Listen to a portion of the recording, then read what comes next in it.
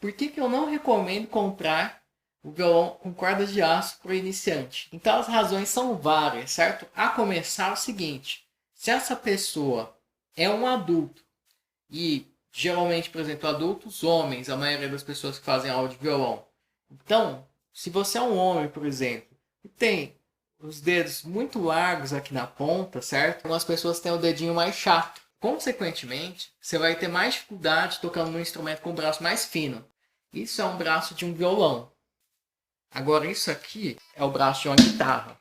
Só para a gente ter uma noção de referência, olha só. Isso é a palheta aqui comparado ó, com o braço do violão, certo? Isso é uma palheta comparado com o braço de uma guitarra. Entendeu? Claro que essa palheta é meio fora do normal para a maioria das pessoas. Então, no caso, as cordas da guitarra, por exemplo, elas são mais próximas do que a do violão. E os violões de aço têm um braço, às vezes, muito parecido com o braço de uma guitarra. Esse braço aqui que eu mostrei, ele tem 52 milímetros, certo? Então é um braço tradicional de violão clássico, violão com corda de nylon. Existem violões de corda de nylon fino também, certo? Mas violão clássico, por exemplo, que nem esse, né? Um Memphis A79, um Yamaha C40, etc. Vão ser instrumentos que vão ter, né? O braço mais largo e vai ajudar principalmente adultos para aprender violão. Quando eu estou fazendo os acordes que necessitam cordas separadas, que nem esse Si menor com sétima, no início eu já faço no jeito, né? Tenho muitos anos de prática e faço coisa muito mais difícil do que isso. Mas ó, se eu, ó,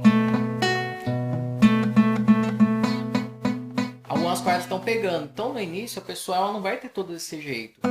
Então ó, quando eu deito o dedo, encosta. Então algumas pessoas que têm o dedo muito grosso, quando a pessoa pega um braço mais fino, ela tem que cuidar muito mais, encurvar muito mais o pulso, cuidar para não encostar na corda de baixo. Essa é a primeira razão, certo? A segunda razão é a seguinte: a técnica que eu recomendo é que você, a maioria das pessoas que não tem a mão assim tão grande, certo? Toque com o polegar atrás do braço, não em cima do braço, certo? Tem alguns acordes que, sei lá, um dó é possível, certo? Sei lá, um ré, eu não consigo, algumas pessoas conseguem, certo? No violão ainda mais dessa largura, eu não consigo tocar aqui com o polegar em cima, por exemplo, certo? Mas, né? Não preciso também, não sinto falta, só comentando. Mas, né? Então não é a técnica que eu recomendo. Então, por exemplo, esse tipo de instrumento vai ser muito mais propício que você sinta a importância de respeitar isso que eu estou te ensinando, certo? É algo que favorece também, então, seguir essa postura, que você vai ter dificuldades específicas quando você treina num instrumento diferente do seu professor, consequentemente, algumas coisas vão ser diferentes para você, certo? Então é bacana, né? Você tá sintonizado com isso. Então, entrando nos outros pontos, quando você vai tocar no instrumento com cordas de aço, se você não limpar as cordas, essas cordas vão enferrujar, certo? As cordas de aço ela tem uma vida útil muito mais curta do que as cordas de nylon. Então, quando você fizer um slide, você vai sentir que a corda agarra no seu dedo. Muitas vezes pode até cortar seu dedo, certo? Então, ela requer que você troque mais frequentemente as cordas. E a maioria das pessoas, né, não ligam muito para isso e acabam dificultando seu aprendizado inconscientemente sem estar sabendo desses pontos, certo? Outra questão é a seguinte: as cordas de aço elas desgastam mais os trastes. Então, se você tocar de verdade mesmo todo dia, os trastes, esses ferrinhos, vão durar muito menos tempo.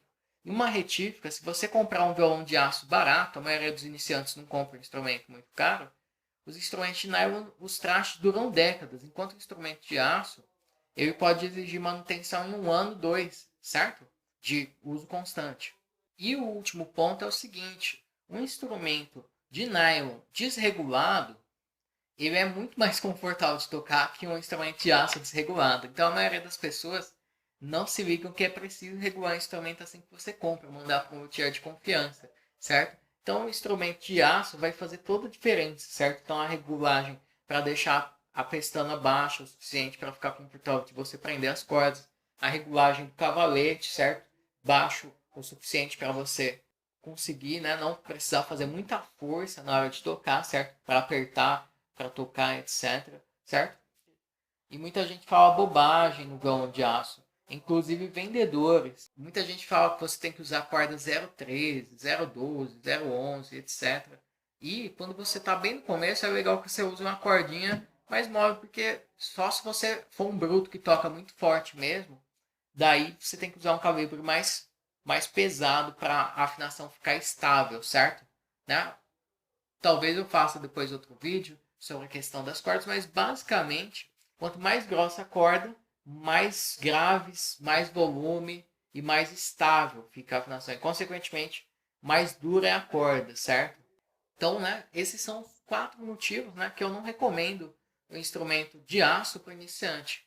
Então, primeiro, os braços são mais finos. O violão clássico ele tem 52 milímetros.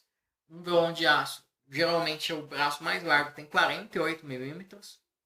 E os braços mais curtos de violão de aço são que nem o de guitarra, que nem eu mostrei no início, que são com braço de 42 milímetros, 41, 43, certo? Que são muito juntas as cordas e acaba atrapalhando o iniciante. Essa é a primeira razão, né? Espaçamento entre as cordas é uma das razões, certo?